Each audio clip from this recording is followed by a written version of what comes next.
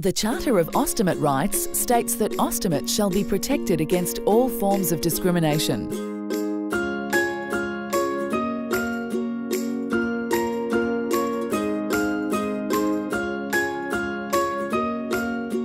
Often people with stomas feel apprehensive about participating in activities away from home.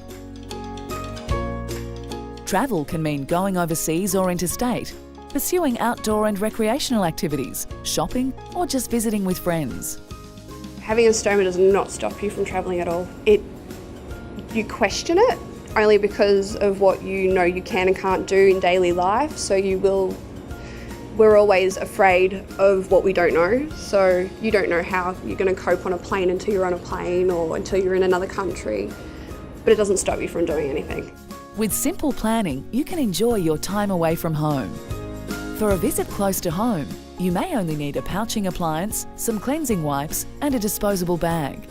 For longer trips, there are some more things to consider. Organise your stomal appliance supplies well in advance and take extra supplies just in case. Also, remember when ordering to allow for weekends and public holidays. The Ostomy Association can provide you with extra supplies to cover the time you will be away if you simply forward your travel documents to them.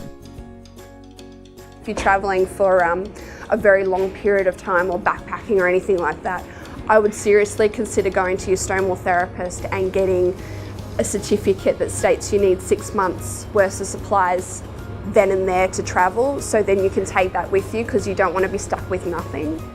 Visit your doctor to obtain a medical certificate that states you have a stoma, as well as a list of your medications. Before I left, I went to the doctor. I got a medical certificate stating that I was travelling overseas with appliances and medications. I personally asked the doctor to write down exactly how many tablets I was taking because I was taking medication overseas. I made sure they counted everything, so when someone read that note, if they had to question how much I've got, they knew that the doctor prescribed so much for me to go with me, so they couldn't question less more what it could be, whatever, what have you. I also got them to write down how many appliances I was taking, just so there was no confusion. They couldn't sit there and question anything. I also got from one of the supply companies little travel documents stating that I had a stoma, and I got the doctor to sign that and myself. And it's a handy little thing because it sits in your purse like a credit card, and all you have to do is whip it out. But I didn't have to show anyone anything. There was absolutely no problem with walking through the airport and having to divulge those documents. They were in my hand luggage. They came everywhere with me with my passport, but I never had to show them once. There was no problems. This will help safeguard your stoma and provide protection against injury when going through airport security and other similar situations. After I did a body scan, they didn't pick up on it at all, and I actually questioned them about it because I was quite sure they would. In America, in LA airport, they knew exactly what a stoma was. They knew what they couldn't and couldn't do around you. You only have to tell them you've got one and where it is, point to that area, and they can't go near it. They won't. They know it's medical. They have been educated on it. For America specifically, they were very good. They knew everything, and I did question them because I was very curious and I was very nervous, so I did sit there and go, do you know about this? And she knew quite a lot, so I was very happy with that. A medical identification band is important and is available at your pharmacy. While travelling, it's a good idea to carry a travel certificate. These are available from the Ostomy Association and carry details that will assist with your process through customs. As with all trips, travel insurance is a necessity. And remember, if you do need medical attention while you're travelling, don't hesitate to visit the nearest medical facility. But I love the idea of going to America. It was one of the places I always wanted to go. And getting married in Vegas was definitely one of the things I thought would be a great idea. So planned the entire trip, but was a bit apprehensive of going. I was quite scared. But at the same time, I was very prepared. I prepared myself with a lot of appliances and a lot of spare clothing and things that were comfortable to me. So when I hopped on the plane, I I hopped on with slippers and trackies and everything I needed. And I booked seats right next to the toilet, so I knew I didn't have to jump over people or anything like that to go to the toilet. And yeah, those little things that make you more comfortable make it a lot easier for you. Talk to your airline, as you are usually entitled to extra baggage allowance at no additional cost, so you don't have to worry about fitting all your supplies into the usual baggage weight. You'll need to pre-cut enough appliances for your journey, as you cannot carry scissors in your hand luggage. Also, remember to keep a spare pre-cut appliance on you at all times in case you can't access your carry-on bag. I have a pack that I was given at the very beginning when I first had surgery, which I still use now, I love it.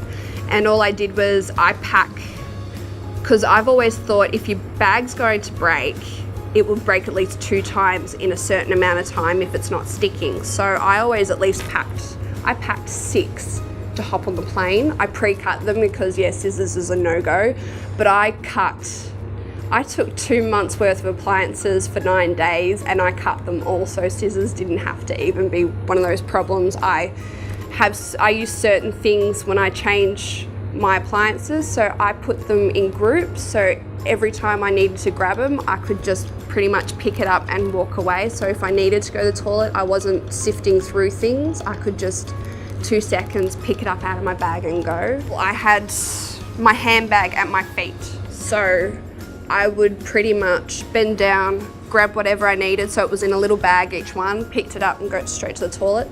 People thought it was my toiletry bag because they all had their toothbrushes and whatever, so wouldn't know the difference. When choosing your seat, it's advisable to select one on the aisle and close to the toilet.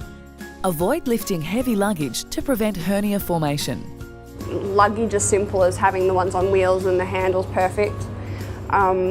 Never say no to people helping you and things like that. You're not going to you shouldn't hurt yourself just because you're travelling. We do have support garments. It's not a bad idea to take a whole bunch of them just to keep yourself strong. You can wear a support garment while travelling to assist with stomal protection and hernia prevention. Colostomates, it's a good idea to have extra drainable pouches available if needed, and remember you can choose to use larger pouches for long flights. Ileostomates, you might prefer to use high output pouches for long flights. Don't be afraid to go to the toilet 100 times over if you don't want it to fill up and you just want to empty it every 5 minutes. It doesn't matter. If that makes you feel comfortable, go for it. Flushable biodegradable appliances are now available for your convenience. Currently, you cannot flush these in Australia, however you can flush them in some other countries. Check with the Ostomy Association for information on biodegradable pouches suitable for the toilet system used in the countries where you're planning to visit. These flushable pouches are also usually suitable for the toilet systems on planes, trains, caravans, portable toilets and when camping. Soundwave portaloos, yes, every year.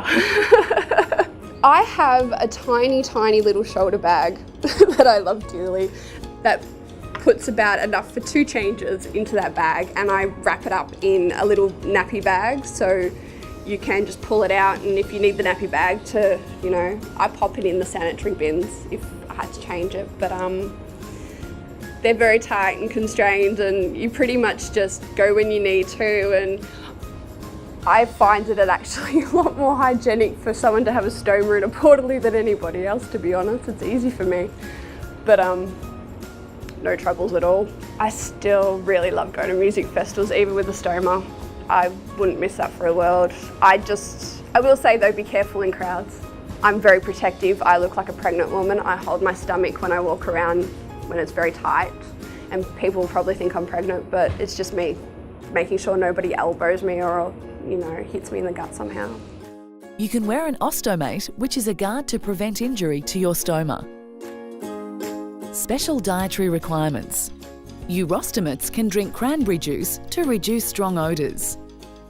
Ileostomates and colostomates avoid gaseous drinks and foods to reduce wind and gas noise from the stoma, for example beans, leafy green vegetables and onions.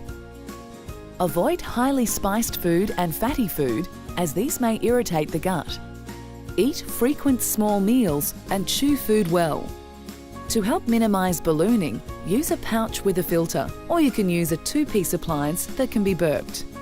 Colostomates with a descending or sigmoid colon require adequate amounts of fibre, fluids and exercise to prevent constipation. If your abdomen becomes swollen or a hard stool is present, be sure to seek medical advice.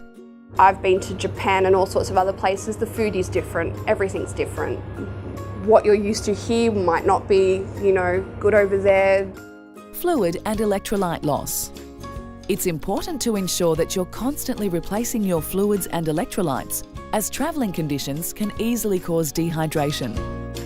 Water maintains an even fluid balance, allowing chemicals to move to and from the bloodstream and into the cells and tissues to maintain homeostasis. Electrolytes help regulate water distribution and contribute to energy generation. Fluids and electrolytes are lost from our bodies in bowel motions, when passing urine, when breathing, and when perspiring. Signs and symptoms of electrolyte imbalance include dry lips and mouth, decreased volumes of urine, the urine is a dark colour, feeling tired and weak, nausea and vomiting, headaches, muscle cramps, and irritability or confusion. In order to avoid fluid and electrolyte imbalance, you need to drink small amounts of fluid often. If large amounts of fluid are taken at once, it will increase urine output and does not allow time for the body to absorb the fluid that is required. If the water source is questionable, use bottled water to clean your teeth, irrigate pouch, and clean catheter. If you're travelling on a plane, remember that pressurised air is drier than normal air and can cause you to dehydrate faster than usual, so you'll need to remember to drink more. I brought my own water onto the plane, so I had a big bottle. If experiencing signs and symptoms of fluid and electrolyte imbalance, drink more water and fluids containing electrolytes. Many electrolyte drinks are available in powder form for travelling. Don't ever go without hydrolyte or gastrolyte, something to hydrate you, because it is different and you don't know what you're eating or if you're going to get a bug, and our stomachs are quite more sensitive from everything, all surgeries and everything else. Yeah, just take your gastrolyte, take extra supplies, take support garments, take whatever you need to make you feel comfortable, but don't be afraid to do anything. You're on holiday. The Australian government has signed a reciprocal healthcare agreement, which means that as an Australian resident, you are entitled to limited, subsidised healthcare in these countries. If you are British, Swiss, a resident of the UK, or a resident of the European Union, then you may be eligible for a European health insurance card, which offers similar benefits to the Australian reciprocal healthcare agreement.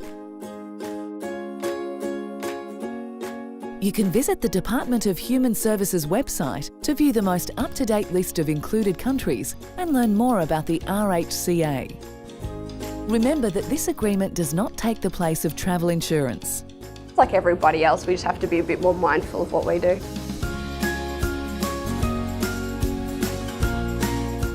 This guide has been prepared to make it as easy as possible for you to enjoy participating in all of life's adventures. Further information about travelling with your stoma, as well as information about interstate and overseas ostomy associations, is available from your Ostomate product supplier or your stomal therapy nurse.